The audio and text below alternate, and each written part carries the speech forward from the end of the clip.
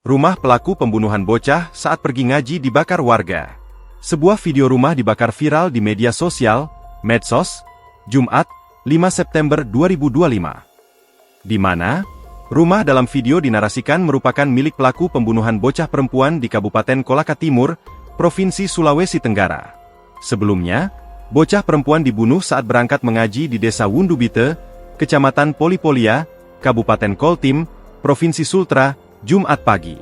Karena kejadian tersebut, MA meninggal dunia. Seiring kematian korban, polisi juga diketahui telah menangkap pelaku berinisial RH. RH ditangkap tak jauh dari lokasi meninggalnya MA. Setelah peristiwa ini viral di media sosial, video kembali beredar menunjukkan rumah dibakar oleh sejumlah orang. Berdasarkan keterangan yang dituliskan, rumah tersebut milik RH. Kepala Seksi, Kasih, Hubungan Masyarakat, Humas, Kepolisian Resor atau Polres Koltim, Ibtu Irwan Pansya yang dikonfirmasi belum mengetahui kejadian tersebut. Saya belum dapat info kalau soal itu, tuturnya saat dikonfirmasi Jumat malam. Sementara itu, Kapolsek Ladongi, Ibtu Agus yang dikonfirmasi juga belum memberikan jawaban. Sebelumnya diberitakan, bocah sekolah dasar inisial MA menjadi korban pembunuhan di Kabupaten Kolaka Timur, Provinsi Sulawesi Tenggara.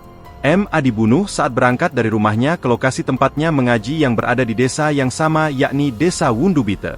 Desa ini berjarak sekitar 38,2 km dari kantor Bupati Kolaka Timur, Koltim, berdasarkan aplikasi Google Maps.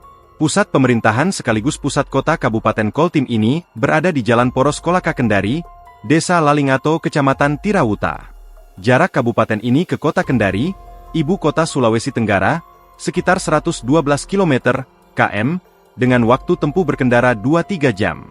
Download Tribun X sekarang, menghadirkan lokal menjadi Indonesia.